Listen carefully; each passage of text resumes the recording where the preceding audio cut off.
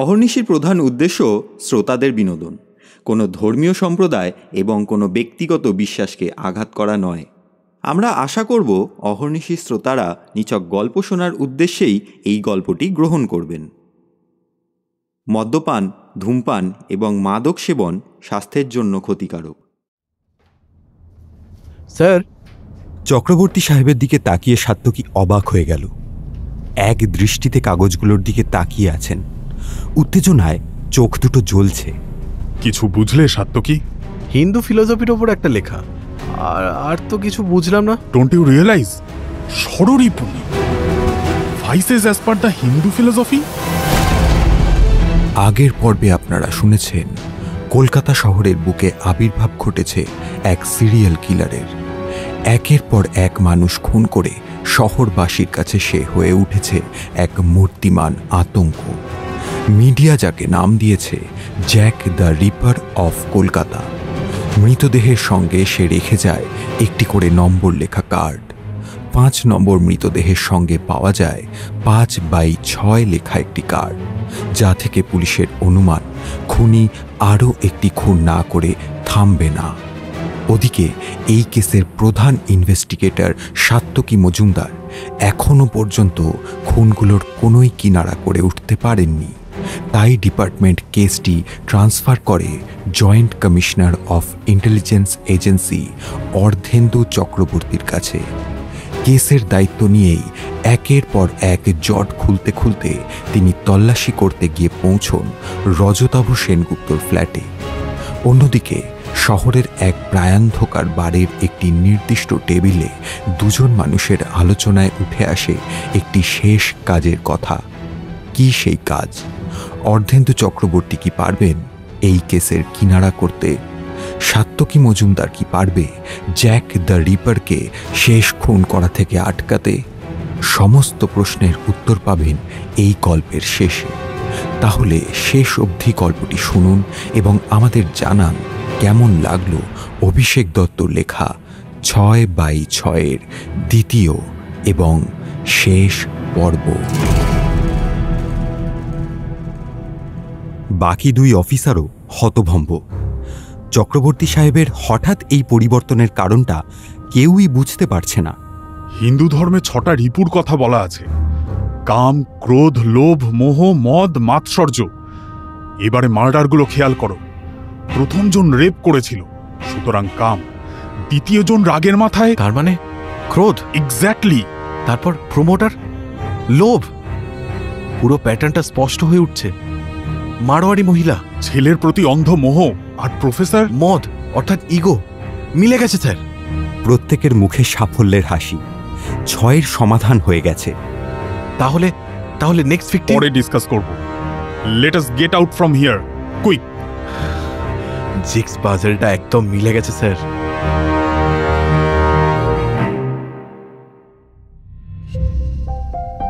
Investigation টিমের প্রত্যেকে রজতাভ সেনগুপ্তর ফটোগুলোকে খুঁটিয়ে দেখছিল। দেখা মাত্রই যাতে চেনা যায় সেই জন্য বিভিন্ন অ্যাঙ্গেল থেকে ছবিগুলো তোলা হয়েছে। ভদ্রলোকের উচ্চতা মোটামুটি 5 ফুট 7 ইঞ্চি, নিখুঁতভাবে আঁচড়ানো ব্যাকব্রাশ করা চুল, চওড়া কপাল, সেল ফ্রেমের চশমার পিছনে ঝকঝকে চোখ, টিকালো নাক, ক্লিন শেভড গাল, হাসি হাসি মুখের আড়ালে একটা দৃঢ় প্রতিজ্ঞ ভাব। বেশিরভাগ ছবিতেই পরনে ফুলহাতা সাদা শার্ট, কালচে বাদামি প্যান্ট আর নস্যি রঙের জহর কোট। সব মিলিয়ে বলা যায় প্রতিভাবান এক উচ্চশিক্ষিত ব্যক্তি। এই রকম লোককে ঠিক সিরিয়াল কিলার বলে ভাবা যায় না, কিন্তু পুলিশের কাছে এই সব তথ্য মূল্যহীন। হতে পারে সে উচ্চশিক্ষিত, পৃথিবীর একাধিক পত্রিকায় প্রকাশিত গুরুত্বপূর্ণ প্রবন্ধের লেখক, বিভিন্ন সেমিনারে গেস্ট লেকচারার, রাশি রাশি দর্শন সংক্রান্ত বইয়ের চর্চাকারী। হতে পারে তার ফ্ল্যাট থেকে আপত্তিজনক কিছু পাওয়া যায়নি, কিন্তু absence of evidence is not an evidence of absence, বিশেষত গোয়েন্দা বিভাগের কাছে। রজতাভ সেনগুপ্তর ফ্ল্যাট থেকে ফেরার পর চক্রবর্তী সাহেবের ঘরে জরুরি মিটিং বসেছে। ইনভেস্টিগেটিং টিমের সব অফিসারদের মুখেই আত্মপ্রত্যয়ের চিহ্ন। খুনের প্যাটার্নটা বোঝা গেছে। এবারে 24 ঘন্টা নজরবন্দি রাখলেই কেল্লা ফতে। খুন করার সময় রিপার হাতে নাতে ধরা পড়বে, ব্যাস অপরাধের জবনিকা পতন। বটে।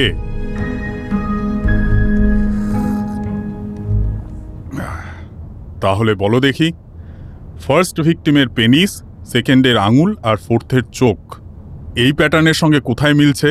সর্বনাশ! মনে মনে জিভ কাটল সাত্তকী। 6-এর উত্তর মিলে যাওয়ার উত্তেজনায় এটা তো পুরো ভুলেই গেছে। সত্যিই তো, এর কোনো উত্তর পাওয়া যাচ্ছে না। পারলে না তো? রেপ করার অর্গান হলো পেনিস, তাই সেটা কেটে ফেলা হয়েছে। ফুলদানি ছোড়ার জন্য স্বপনবাবুর আঙুল। থার্ড ভিকটিমের অ্যাজ সাচ কোনো স্পেসিফিক অর্গান নেই। বনিতা জয়সওয়াল পুত্র স্নেহে অন্ধ ছিল, তাই চোখ দুটো। ঘর শুদ্ধ সবাই হতভম্ব হয়ে তাকিয়ে রইল। তাহলে এখন কিভাবে প্রসিড করব? দুভাবে। 6 নম্বর রিপু হলো মাৎসর্য, অর্থাৎ পরশ্রী কাতরতা, সোজা কথায় জেলাসি। এবার খেয়াল করে দেখো, সবকটা ভিকটিমই গত 1 থেকে 1.5 বছরের মধ্যে পেপার কাটিংয়ে মেনশন করা ক্রাইমগুলো করেছে। এবারে দেখতে হবে ঠিক এই পিরিয়ডে কে কে এই রকম কোন কাজ করেছে। যদিও টাইম স্প্যানটা কনফার্ম নয়, তবুও এই রিস্কটা নেওয়া ছাড়া অন্য কোনো অপশন নেই। এটা প্রথম কাজ। নাম্বার 2, রাউন্ড দ্য ক্লক রজতাভকে সার্ভেলেন্সে রাখতে হবে। ইনভেস্টিগেটিং টিম নতুন উদ্যমে কাজে লেগে গেল। কেসটা সলভ করতে পারলে নিজেদের সাফল্য অনেকটাই বেড়ে যাবে। No stone should be left unturned. গোয়েন্দাদের পুরনো প্রবাদটা মাথায় রেখে সকলেই খুঁটিয়ে দেখে নিচ্ছে রিপোর্টগুলো। তার সাথে চলছে পারমুটেশন কম্বিনেশনের খেলা। 3 দিনের মাথায় সমস্ত রিপোর্ট নিয়ে শুরু হলো মিটিং। শেষ 1 বছরের সমস্ত রিপোর্ট থেকে একজনের নামই পাওয়া গেছে, দেবেশ চ্যাটার্জি। কি করে? Multibillionaire, real estate, financial, textile, transport, import export, একাধিক ব্যবসা রয়েছে। কলকাতায় গোটা 4 ফ্ল্যাট, একাধিক নামি ব্র্যান্ডের গাড়ি, ভারতবর্ষের বিভিন্ন জায়গায় দামি রিসর্ট, বাংলো। কিন্তু 6-এর ফাঁদে ঢুকে পড়ার সম্ভাব্য কারণ বছর 2 আগে ঘটে যাওয়া একটা ঘটনা এবং তার ফলে দেবেশের করা অপরাধ। বলে যাও। সৌমেন বিশ্বাস একজন অল্প বয়স্ক ইঞ্জিনিয়ার। একটা নতুন সার্কিট ব্রেকারের ডিজাইন করে দেবেশকে দেখায়। ভেবেছিল চ্যাটার্জি গ্রুপের মালিক যদি আগ্রহী হয় তাহলে বিরাট অর্ডার পাবে, কিন্তু দেবেশ এক কথায় সে প্রস্তাব বাতিল করে দেয়। সৌমেন ভেঙে পড়েনি। সমস্ত সম্পত্তি জমা রেখে ব্যাংক থেকে লোন নিয়ে নিজের তৈরি সার্কিট ব্রেকারের ব্যবসা শুরু করল। অল্প সময়ের মধ্যেই তার তৈরি সার্কিট ব্রেকার বাজারে দারুণ সাড়া ফেলে দিল। সস্তা, মজবুত এবং নামি ব্র্যান্ডের সঙ্গে পাল্লা দেওয়ার ক্ষমতা রাখে। সেই বছরের সেরা স্টার্টআপ বিজনেসের পুরস্কার জিতে নিল সৌমেন। কিছুদিন আগে পাত্তা না দেওয়া এক ছোকরা ইঞ্জিনিয়ারের এই উল্কার গতিতে উত্থান দেবেশকে ঈর্ষান্বিত করে তুলেছিল। দেবেশের দেওয়া 1000 পিস সার্কিট ব্রেকারের অর্ডার সৌমেন বাতিল করে দিতে সেই ঈর্ষা দ্বিগুণ হয়ে ওঠে। প্রতিপক্ষকে শেষ করার জন্য উঠে পড়ে লাগে। প্রথমেই ডিস্ট্রিবিউটরদেরকে হাত করে বেনামে কিনে নেয় বাজারে থাকা সমস্ত সার্কিট ব্রেকার। আচমকা চাহিদা বেড়ে যাওয়ায় প্রোডাকশন বাড়াতে বাধ্য হয় সৌমেন, কিন্তু জানত না তার কারখানার বেশ কয়েকজন কর্মচারী বিক্রি হয়ে গেছে দেবেশের কাছে। ফলে পরের ব্যাচের সার্কিট ব্রেকারগুলো একের পর এক দুর্ঘটনা ঘটাতে শুরু করল। এতদিনের গড়ে তোলা সুনাম কয়েকদিনের মধ্যে ভেঙে চুরমার হয়ে গেল। একের পর এক অর্ডার বাতিলের খবর দিশেহারা করে দিল সৌমেনকে। ব্যবসায় সদ্য পা রেখেছে, তাই অনভিজ্ঞতা দিয়ে বুঝতে পারল না কি করে এই সমস্যার মুখোমুখি হবে। ব্যাংকের লোন, র ম্যাটেরিয়ালের টাকা, কর্মচারীদের মাইনে, অন্যান্য পাওনাদারদের তাগাদা। দুশ্চিন্তায় পাগল হয়ে আত্মহত্যা করতে বাধ্য হল সৌমেন। এই আত্মহত্যার খবরটুকুই কাগজে বেরিয়েছিল। বিভিন্ন অস্বাভাবিক মৃত্যুর সূত্র ধরে তদন্ত করতে গিয়ে ইনভেস্টিগেটিং টিম বছরখানেক আগে ঘটে যাওয়া এই ঘটনাটাই খুনের সম্ভাব্য নকশার সাথে মেলাতে পেরেছে। আপাতত পুলিশের হাতে এর থেকে বেশি আর অন্য কোনো তথ্য প্রমাণ নেই। রজতাভর কি খবর অরুণ? সমস্ত কিছু শোনার পর চক্রবর্তী সাহেব প্রশ্ন করলেন। অরুণ সান্যাল রজতাভ সেনগুপ্তের গতিবিধির ওপর নজর রাখার দায়িত্বে আছে। প্রশ্নটা শুনে রিপোর্ট দিলেন। রজতাভ সেনগুপ্ত সেমিনার কালকে শেষ হয়ে যাবে। পরশুদিন ফেরার ট্রেন ধরার কথা ছিল, কিন্তু রজতাভর কয়েকজন বন্ধু মিলে প্ল্যান করেছে রাজস্থান যাবে। এখনও অবধি যা খবর তাতে ওরা পরশুদিন ওখানে থেকে জয়পুর যাবে, টিকিট কনফার্ম। ফোন ট্র্যাক করা হচ্ছে, কিন্তু এখনো পর্যন্ত সবই নর্মাল কনভারসেশন। ঠিক আছে, সমস্ত রিপোর্ট আপ টু ডেট রাখবে। সাত্যকী, রাউন্ড দ্য ক্লক দেবেশের সেলফোন আর ইন্টারনেট ট্র্যাক করবে। এছাড়া লোকটার পাস্ট অ্যান্ড প্রেজেন্ট সম্বন্ধে সমস্ত information as detail as possible collect করো। যখন ফিল করি ডাউন আমার চোখ যায় উপরে, খিদে বেশি খালি পেট তাও সেই দুপুরে, হার্টবিটের গতি যেন। বেশ কিছুদিন পরের কথা, কলকাতার সেই বারকাম রেস্টুরেন্টটায় যথারীতি রং বেরঙের লেজার আলোর মাঝখানে স্বল্প বসনা লাস্যময়ীরা নানান রকম শারীরিক ভঙ্গিতে নেচে চলেছে। তার সাথে চলছে চিৎকার, সিটি, হাততালি, নোট ওড়ানো। আর অন্ধকার কোণের টেবিলে দাড়িওয়ালা সেই প্রৌঢ় মানুষটি বসে আছেন। উল্টো দিকের চেয়ারটা তখনও ফাঁকা। জীবন রাখে শর্ত, শিল্পটা পারবো না আমি অন্ধ ভক্ত, গ্রিলের গেট বাড়ি যেন দ্বারটা স্বর্গ। অন্যমনস্কভাবে সিগারেট খাচ্ছেন ভদ্রলোক। লাল ফুলকিটা যেন আসন্ন কোনো দুর্যোগের ইঙ্গিত দিচ্ছে। একটু পরেই দরজা ঠেলে ঢুকলো ছেলেটা। স্টেজের সামনে হুল্লোড়বাজ লোকেদের ভিড় সাবধানে বাঁচিয়ে অন্ধকার কোণে এসে ফাঁকা চেয়ারটায় বসল। ভালো করে কাজ করেছিস তো? হ্যাঁ স্যার, আর কোনো পিছুটার নেই।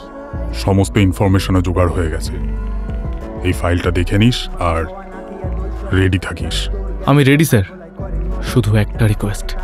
বল। আর বেঁচে থাকার ইচ্ছে নেই। তার মানে? আমি আর মানুষ নেই স্যার, হিংস্র পশু হয়ে গেছি। এসব কি বলছিস? ঠিকই বলছি স্যার, পিণ্ডদান করে খুব শান্তি পেলাম। সেটাই তো স্বাভাবিক, কিন্তু তার সাথে সেদিন রাত্রেই একটা অদ্ভুত স্বপ্ন দেখলাম। মা, বাবা, বোন হাসি হাসি মুখে তাকিয়ে আছে। শুনতে পেলাম আর একটা কাজ বাকি, তারপরেই ছুটি। মিয়ার হ্যালুসিনেশন হতে পারে, কিন্তু বেঁচে থাকলে এক জঘন্য নরপিশাচে পরিণত হব। সে বিভৎস অবস্থার কথা ভাবতেও চাই না। কি চাইছিস? ছুটে পালাবার চেষ্টা করব। পুলিশ নিশ্চয়ই গুলি চালাবে, যদি মাথায় লাগে অলরাইট, না হলে আপনি। অসম্ভব। প্লিজ স্যার, এছাড়া আর কোনো উপায় নেই। I want to die unknown, unwaved and unlamented. বেশ, যা চাইছিস তাই হবে। Thank you sir, thank you. আজ তাহলে উঠছি।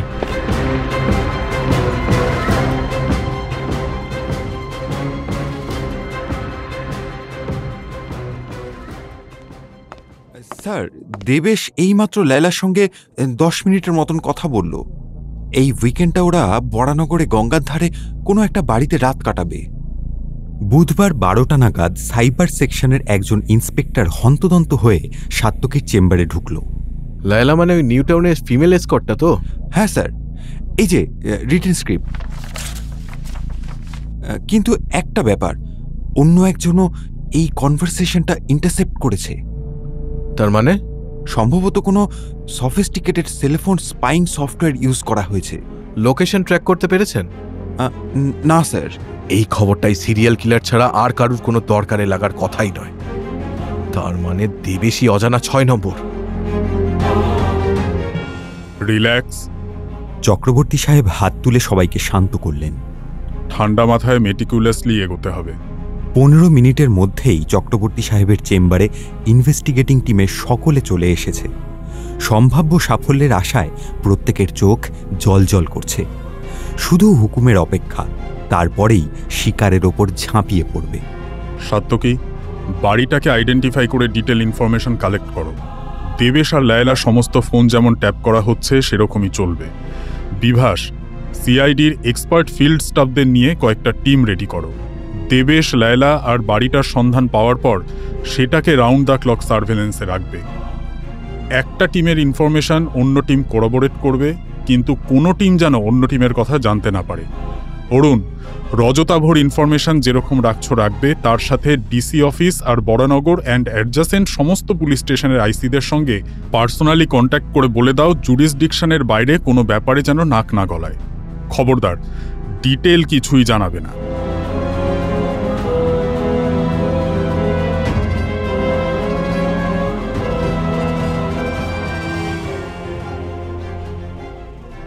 শুক্রবার 7:30 নাগাদ চক্রবর্তী সাহেবের চেম্বারে জরুরি মিটিং শুরু হয়েছে। ইনভেস্টিগেটিং টিমের সমস্ত অফিসারেরা আছেন। Start briefing. এতক্ষণ এসির মৃদু গুঞ্জন ছাড়া আর কিছুই শোনা যাচ্ছিল না। চক্রবর্তী সাহেবের কথায় নিস্তব্ধতা ভাঙল। বাড়িটা আইডেন্টিফাই করা গেছে। বরানগরে প্রামাণিক ঘাটের কাছে একটা পুরনো বাড়ি কিনে রেনোভেট করা, মিউনিসিপ্যালিটির রেকর্ডে প্রণব সাত্রার নামে রেজিস্ট্রি করা। লোকটা দেবেশের অফিসের পিয়ন, নাম সই ছাড়া আর বিশেষ লেখাপড়াও জানে না। পাড়ার লোকের ইমপ্রেশন? লোকাল ক্লাবগুলোর সাথে দহরম মহরম আছে। মোটা টাকা চাঁদা দেওয়া ছাড়াও অনেক স্পন্সরের ব্যবস্থা করে দিয়েছে, তাই ওই বাড়ির ব্যাপারে কেউই মাথা ঘামায় না। নেক্সট, মোবাইল কনভারসেশন থেকে জানা গেছে লায়লা কাল 4টে নাগাদ ওই বাড়িতে আসবে, আর দেবেশ সন্ধ্যে 7টায়। শনি রবি ওখানে কাটিয়ে সোমবার অ্যাজ ইউজুয়াল অফিস যাবে। তার একটু পরে লায়লাও বেরিয়ে যাবে। যথারীতি ভুয়ো লোকেশন থেকে এই ফোনগুলো ট্যাপ করা হয়েছে। বিভাস? 3টে ইউনিটকে ডিপ্লয় করা হয়েছে। একটা ফাইল চক্রবর্তী সাহেবের দিকে বাড়িয়ে দিয়ে কথাটা বলল সে। দেবেশ আর Laila already round the clock সার্ভেলেন্সে ছিল। সাত্তকীর থেকে বাড়িটার ইনফরমেশন পাওয়া মাত্রই সেখানে একটা ইউনিটকে পাঠানো হয়েছে। কোনো টিম অন্য টিমের কথা জানে না তো? ফাইলটা পড়তে পড়তে চক্রবর্তী সাহেব প্রশ্ন করলেন। না স্যার। গুড। সব কটা টিমই আলাদা আলাদাভাবে পার্সিউ করতে করতে স্পটে আসুক। স্যার, রজত আভকে যেরকম পার্সু করা হচ্ছে সেই রকম কি করা হবে? জানতে চাইল অরুণ। না, ও যদি সত্যি কালপ্রিট হয় তাহলে স্পটে আসবে। এটুকু রিস্ক নেওয়া যেতে পারে। স্বাভাবিক নিয়মেই শনিবার দিনটা চলে এলো। অপেক্ষায় থাকা ইনভেস্টিগেটিং টিমের প্রত্যেকেই উত্তেজনায় টান টান হয়ে আছে। শুধু চক্রবর্তী সাহেবই শান্ত, নির্বিকার, ঠান্ডা মাথায় পরিস্থিতির ওপর নজর রাখছেন। বিকেল 5:30 সিআইডির টিম খবর পাঠালো দেবেশ চ্যাটার্জি অফিস থেকে বেরিয়ে পড়েছে। মিনিট 10 পরে দ্বিতীয় খবরটা এলো, নিজের গাড়ি না নিয়ে ক্যাব বুক করেছে। এবারে পুলিশের গাড়িগুলো ভবানী ভবন ছেড়ে বেরোল।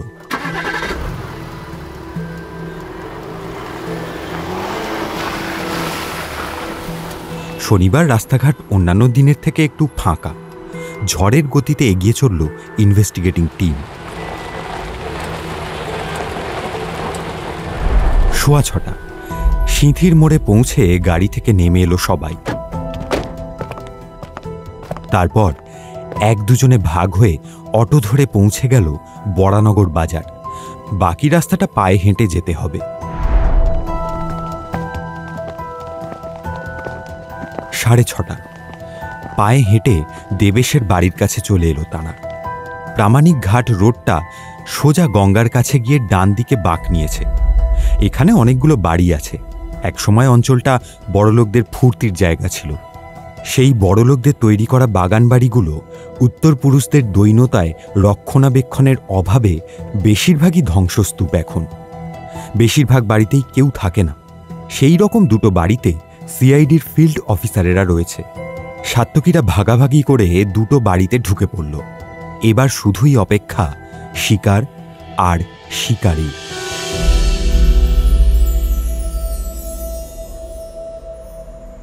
জায়গাটা বেশ নির্জন। রাস্তার আলোগুলো খুব একটা জোরালো নয়। মাঝে মধ্যে 2-4 জন লোক অথবা সাইকেল। মনে হয় সন্ধ্যের পর এই এলাকাটা সকলেই এড়িয়ে চলে। সবার ফোনই সাইলেন্ট মোডে। হোয়াটসঅ্যাপ মারফত যোগাযোগ রাখা হচ্ছে। দেবেশের ট্যাক্সি সিঁথির মোড় পেরিয়ে কাশীনাথ দত্ত রোডে ঢুকছে খবর পাওয়া মাত্রই সকলে সজাগ হয়ে উঠল।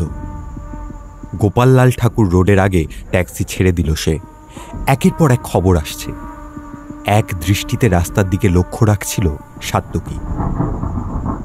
মেঘের আওয়াজ শুনে আকাশের দিকে তাকালো। আকাশটা সকাল থেকেই মুখ ভার করেছিল। এবারে ঝিরিঝিরি বৃষ্টি শুরু হলো, তার সাথে এলোমেলো ঠান্ডা হাওয়া।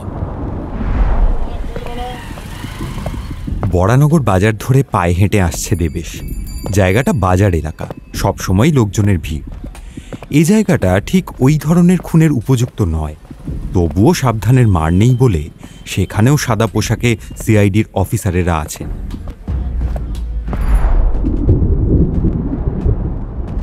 প্রামাণিক রোডে ঢোকার খবর আসা মাত্রই সবাই টান টান হয়ে উঠল।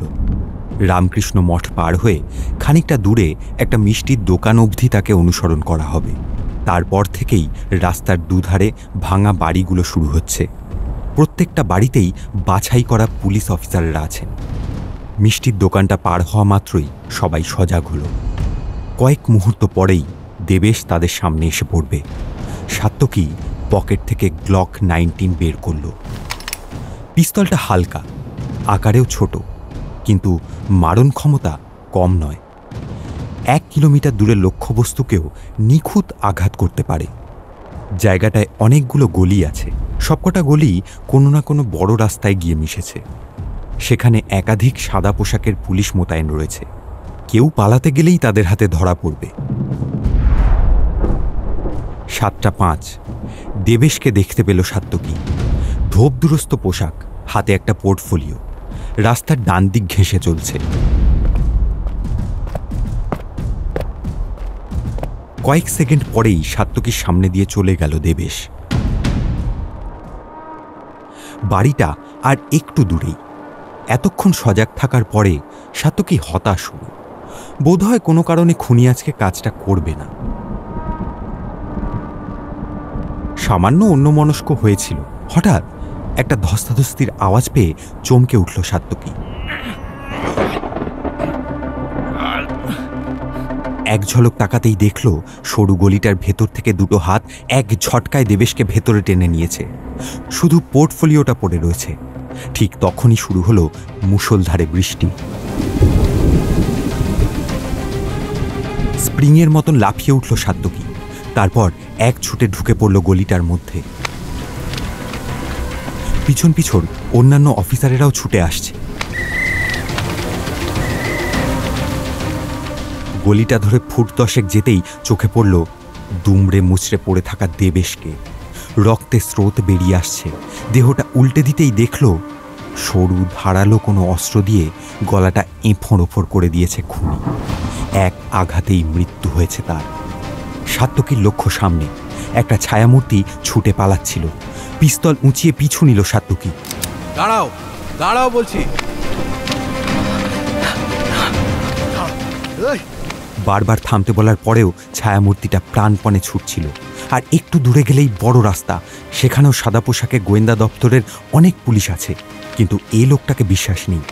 তাদেরকে ধোঁকা দেওয়ার জন্যেও নিশ্চয়ই কোনো ব্যবস্থা করে রেখেছে সে। ঘটনাচক্রে হয়তো কোনো একটা ট্রাক গলির সামনে দিয়ে যাবে। এক লাফে সেটাতে উঠে পড়লে আর কিছুই করার থাকবে না তখন।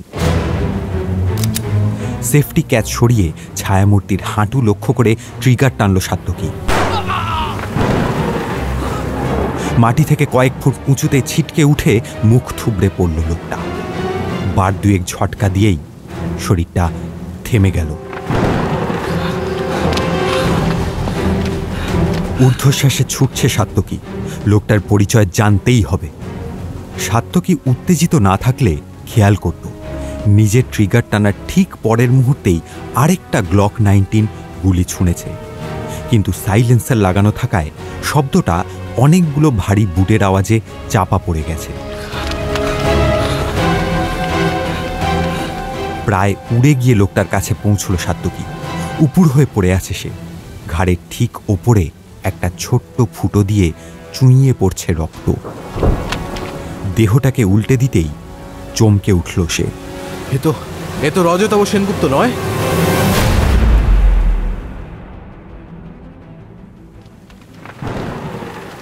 ততক্ষণে বাকি অফিসাররা ছুটে এসেছে। বৃষ্টিতে ধুয়ে যাচ্ছে গলিটা। এখানে আর কিছু খুঁজে লাভ নেই। দুটো দেহই তুলে নেওয়া হলো। 20 ফুটের মতন যেতেই বড় রাস্তা। গলির মুখেই একটা পুলিশ ভ্যান পিছনের দরজাটা খুলে দাঁড়িয়ে রয়েছে।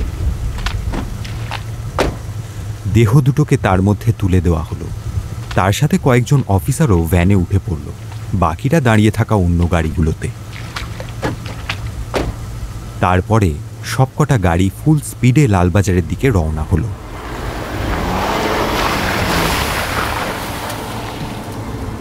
মুষলধারে বৃষ্টির মধ্যে আশেপাশের লোকেরা জানতেই পারল না কি নিপুণ দক্ষতায় এক ভয়ঙ্কর খুনিকে নিকেশ করল কলকাতা পুলিশ।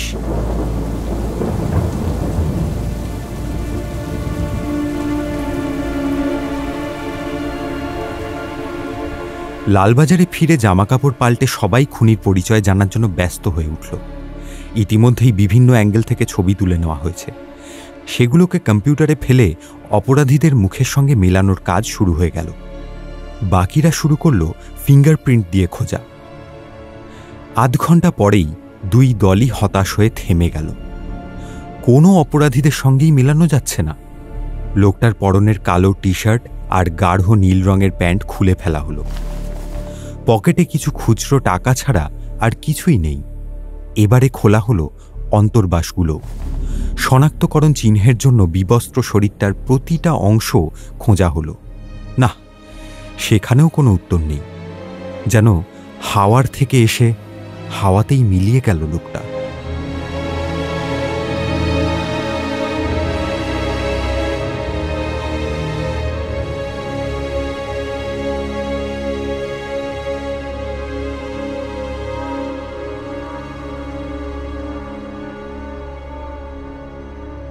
রবিবার সকাল থেকে লালবাজারে ব্যস্ততা তুঙ্গে।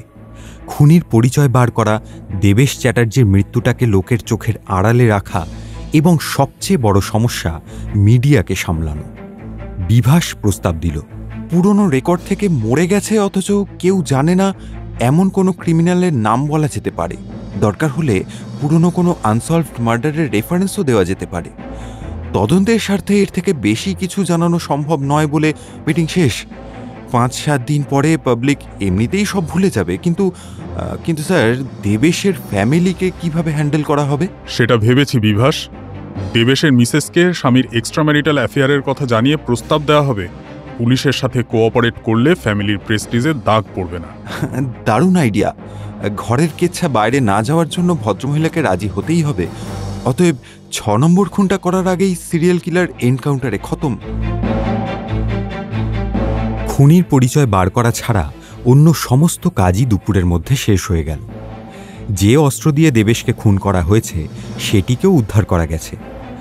দেখতে অনেকটা বাইকের চাকার স্পোকের মতন সরু লোহার শিক, কিন্তু ভীষণ শক্ত এবং দুদিক ছুঁচলো। সেটাই মোক্ষমভাবে ঢুকিয়ে দেওয়ার ফলে দেবেশের গলা এঁফোড় ওফোড় হয়ে গেছে। আততায়ীর ফটো সমস্ত থানায় পাঠানো আর পরের দিন বিভিন্ন ভাষার সবকটি সংবাদপত্রে ছাপানোর ব্যবস্থা করা হলো। এছাড়াও গত 15-20 দিন আগে মিসিং পার্সন ডায়েরিগুলো খুঁটিয়ে খুঁটিয়ে দেখা হলো, কিন্তু কোনো কিছুই কাজে এলো না। নিয়মমাফিক অপেক্ষা করার পরেও যখন কেউ দাবি জানাতে এলো না, তখন বাধ্য হয়ে পুলিশ প্রহরায় লোকটির অন্তিম সৎকার করা হলো।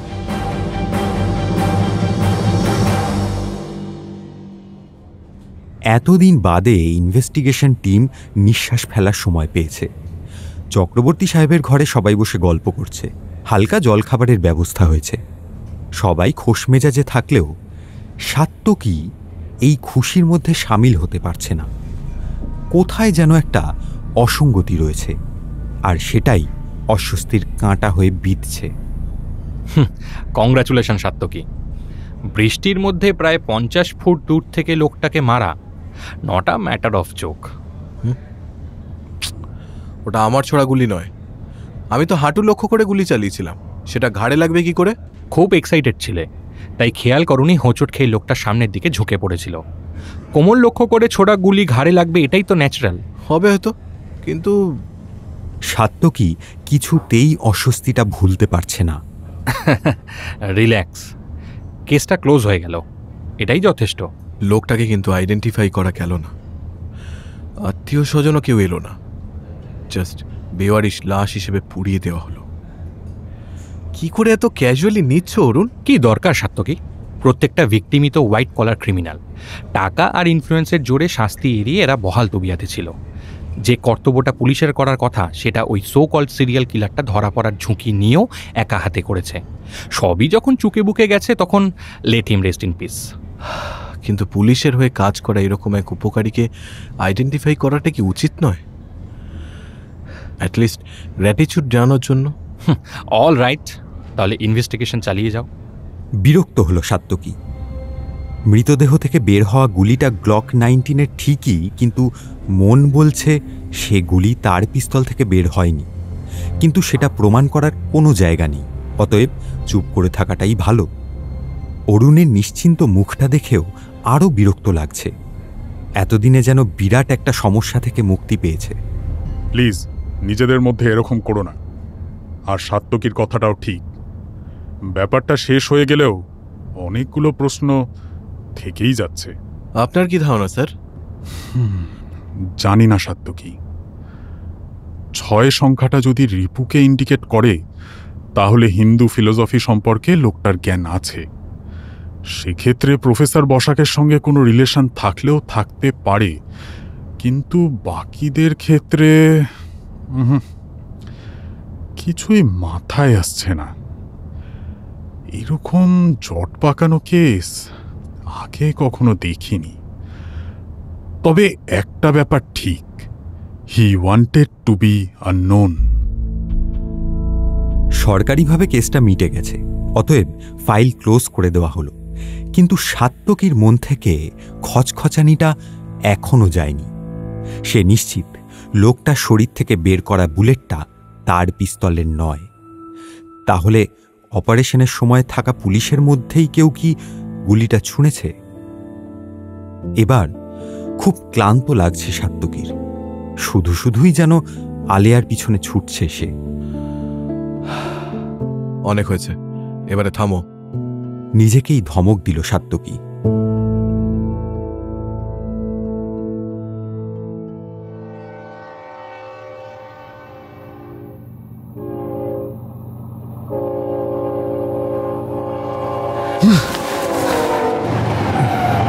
কি করতে যাচ্ছিস?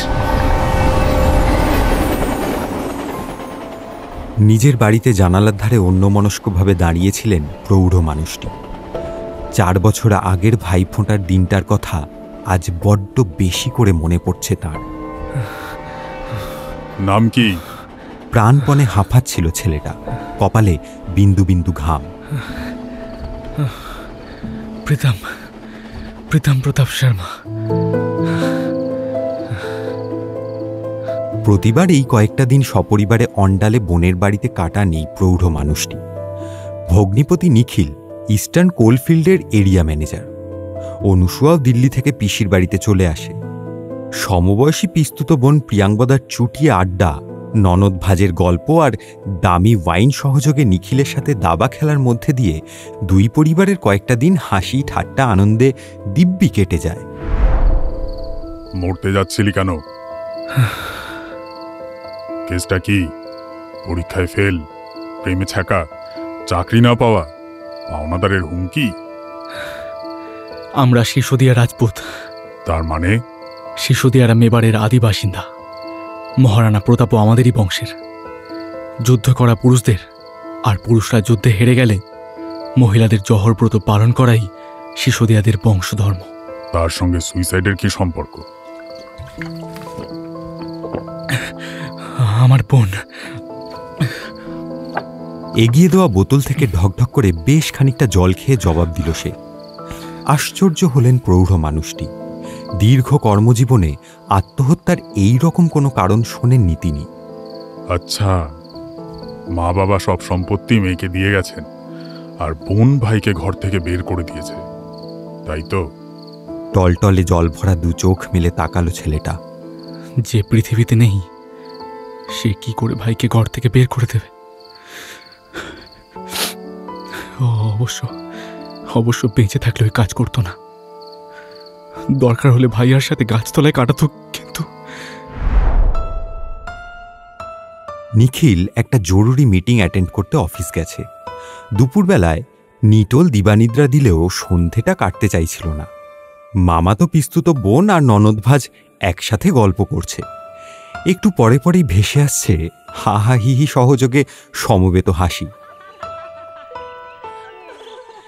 তিনি মহিলা মহলের রসভঙ্গ না করে ঘুরতে বেরোলেন।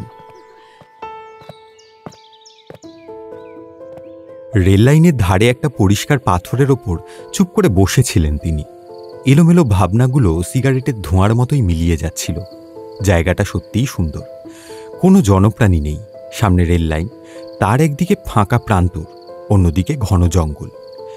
ঝকঝকে আকাশ, এক ফালি চাঁদ, একের পর এক তারা ফুটে উঠছে। ঠিক যেন চুমকি বসানো ঘন নীল জামদানি শাড়ি। কলকাতায় থেকে বোঝাই যায় না রাতের আকাশ কত সুন্দর হতে পারে। মুগ্ধ হয়ে সেদিকে তাকিয়েছিলেন। হঠাৎই একটা মৃদু আওয়াজে সজাগ হয়ে উঠলেন। শব্দটা কোথা থেকে আসছে দেখতে গিয়ে ঝোপের আড়ালে আবছা ছায়ামূর্তিটা চোখে পড়ল। ট্রেন আসার শব্দে ছায়ামূর্তিটা নড়াচড়া দেখে বুঝলেন আন্দাজটা ঠিকই করেছেন। নিঃশব্দে এগিয়ে গেলেন। তারপরে মোক্ষম সময়ে এক টানে লাইন থেকে, কি করতে যাচ্ছিস?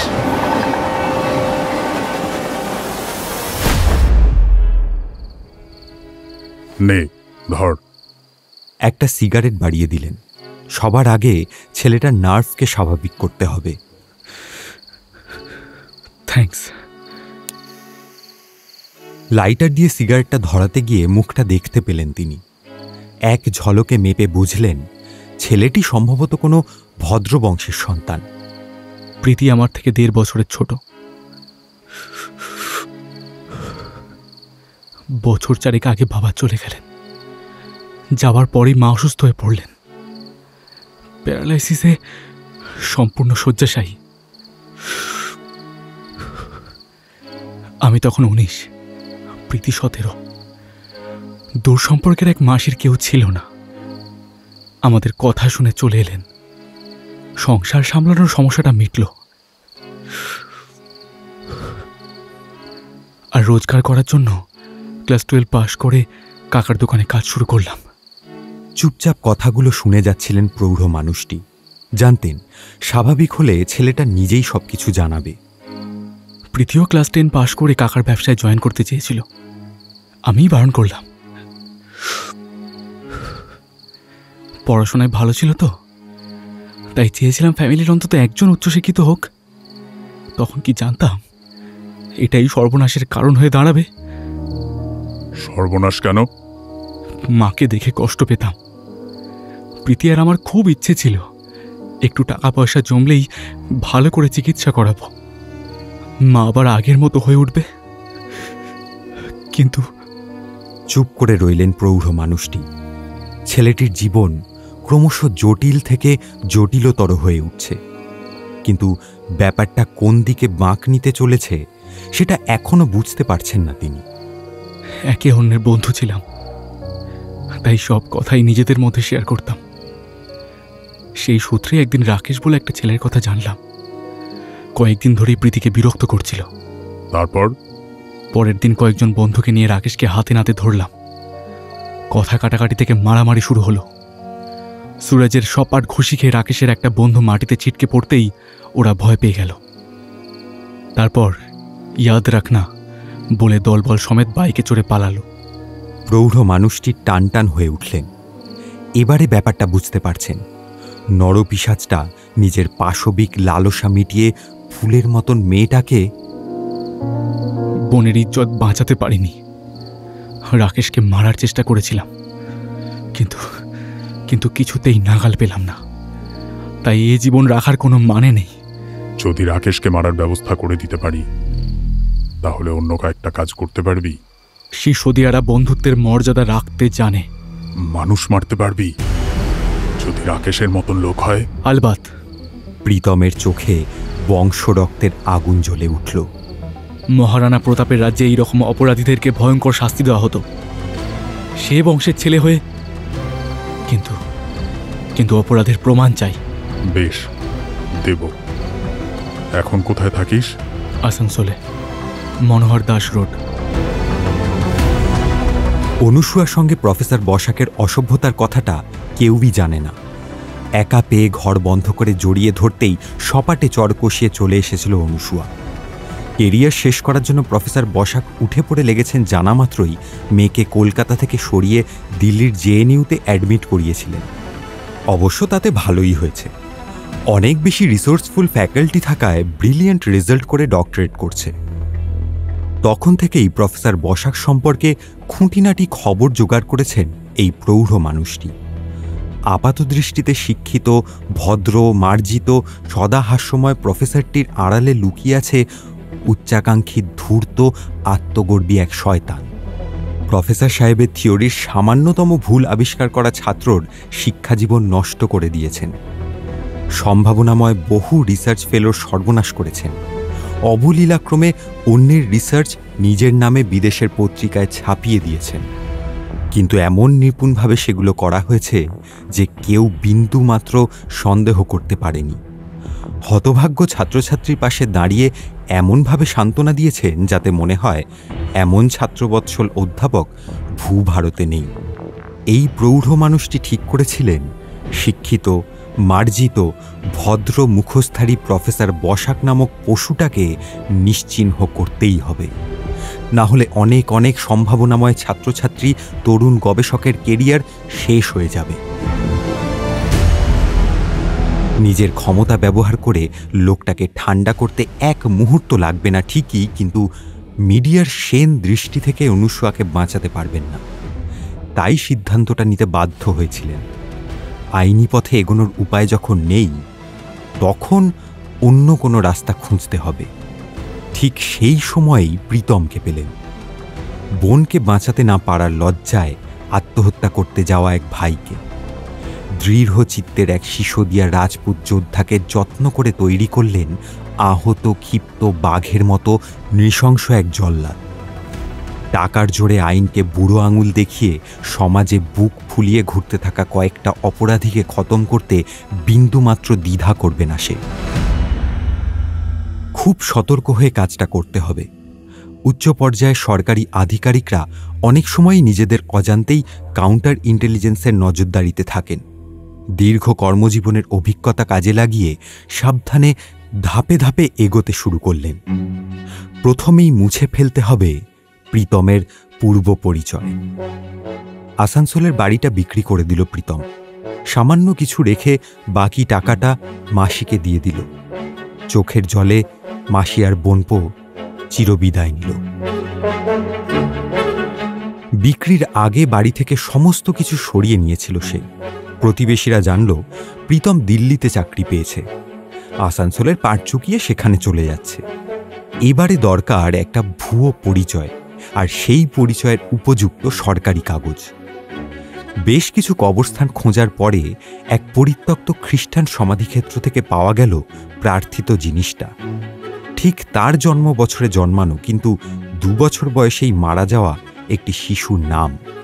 আসানসোলে বেশ কয়েকদিন যাতায়াত আর কিছু টাকার হাতবদল হওয়ার পরে মিউনিসিপ্যালিটি থেকে পাওয়া গেল বার্থ সার্টিফিকেট। আবার কিছু টাকা পয়সার হাতবদল। এক এক করে জোগাড় হলো আধার, প্যান, ভোটার কার্ড। ঠিকানা আসানসোলের কোনো একটি বাড়ির। পরিচয় পাকা হতে সময় লাগলো প্রায় 10 মাস। অস্তিত্ব তৈরি হওয়ার ঠিক যতদিন বাদে সত্যিকারের সেই শিশুটি পৃথিবীর আলো দেখেছিল। এরপর দরকার একটি চাকরি, এমন ধরনের কাজ যেটা করতে করতে সূক্ষ্ম মানসিক অনুভূতিগুলো চিরতরে নষ্ট হয়ে যাবে। কিছুদিনের মধ্যেই সেরকম একটা কাজও জুটে গেল। পার্ক স্ট্রিটে একটা মর্গে পোস্টমর্টেমের ডাক্তারবাবুর সহকারীর কাজ। অস্বাস্থ্যকর পরিবেশ, হৃদয়হীনের মতন মৃতদেহগুলোর ওপরে ছুরি চালানো আর অনিয়ন্ত্রিত মদ্যপান। আস্তে আস্তে সিসোদিয়া শরীরে বয়ে চলা যোদ্ধার পাশবিক প্রবৃত্তিগুলো জেগে উঠল। প্রীতমকে তৈরি করার পাশাপাশি মন দিলেন অন্য কাজে। রাকেশের মতন আইনকে বুড়ো আঙুল দেখিয়ে চলা আরও কিছু শয়তানকে নিকেশ করতে হবে, আর সেগুলো এমনভাবে করতে হবে যাতে সমাজের এইসব উঁচুতলার অপরাধীরা একটু হলেও ভয় পেতে বাধ্য হয়। মনে পড়ে গেল ছোটবেলায় বাবার গীতা পাঠের কথা। সেখানে বারে বারে রিপু দমন করতে বলা হয়েছে। বিভিন্ন অপরাধগুলোকে নতুনভাবে দেখতে গিয়ে দেখলেন সত্যি তো প্রত্যেকটার পিছনেই কোনো না কোনো একটা রিপু রয়েছে। ব্যাস পেয়ে গেলেন আতঙ্ক সৃষ্টির অস্ত্র। সবাইকে শেষ করা সম্ভব নয়, কিন্তু বাছাই করা কয়েকজনকে তো পৃথিবী থেকে সরিয়ে দেওয়া যায়। অতএব তৈরি হলো 6-এর ছন্দ। এবারে প্রত্যেকটা অপরাধীর নিখুঁত সংবাদ সংগ্রহ, আর সেই অনুযায়ী পরিকল্পনা, তারপর সেটাকে বাস্তবে রূপান্তর। পরের দিন খবরের কাগজের প্রথম পাতার হেডলাইন, দ্য রিপার। মনে আছে প্রথম খুনটা করার পর প্রীতম এসে কি কান্নাই না কেঁদেছিল। শক্তভাবে বোনের শেষ পরিণতির কথা মনে করিয়ে তার অপরাধবোধ কিছুটা হলেও কমাতে পেরেছিলেন তিনি। তারপর এক এক করে খুনগুলো হতে লাগলো, আর মানুষের মধ্যেও চাঞ্চল্য ছড়িয়ে পড়ল। প্রীতম যে বর্ন ক্রিমিনাল নয় সেটা জানতেন। কিভাবে এত নৃশংস খুন করছে সেটা খুঁজতে গিয়ে বুঝেছিলেন তার মধ্যে দ্বৈত সত্তা কাজ করছে। শিশুদিয়া বংশরক্ত আর বোনের প্রতি ভালোবাসা তাকে সব অপরাধীর মধ্যেই রাকেশকে দেখাচ্ছে। সে উত্তেজনা কমলে নিজের মধ্যে থাকা জল্লাদকে দেখে শিউরে উঠছে। আবার দিনের পর দিন মর্গের কাজ করতে করতে সেই সব চিন্তা মন থেকে মুছে যাচ্ছে তার। 5 নম্বর খুনটার পরে প্রীতমই সমাধানের রাস্তাটা দেখিয়ে দিল। বাঁচার ইচ্ছে নেই, পরিবারের চলে যাওয়া মানুষদের শেষ কাজটুকু সেরে নিজেকে শেষ করে দেওয়ার জন্য প্রস্তুত হলো সে।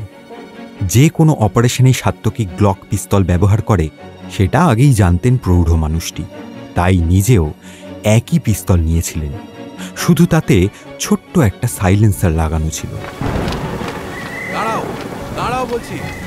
আচমকা হোঁচট খেয়ে প্রীতম যখন টাল সামলাতে না পেরে পড়ে যাচ্ছিল, ঠিক তখনই ক্ষিপ্র হাতে পিস্তলটা বের করে নিপুণভাবে গুলি ছুড়লেন।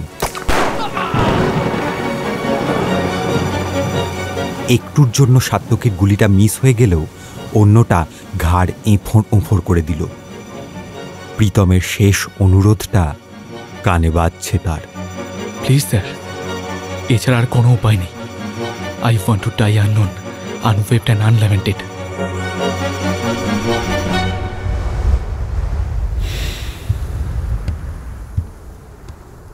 জানালার কাছ থেকে সরে এলেন চক্রবর্তী সাহেব।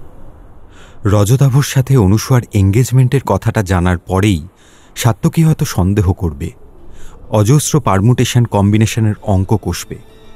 আপন মনেই হেসে উঠলেন চক্রবর্তী সাহেব। অজানা রহস্যময় একটা হাসি, যার অর্থ উনি নিজে ছাড়া আর কেউ কোনো দিন জানতে পারবে না। ওম ভূর্ভুবস্বঃ তৎসবিতুর্বরেণ্যং ভর্গো দেবস্য ধীমহি ধিয়ো यो নঃ প্রচোদয়াৎ।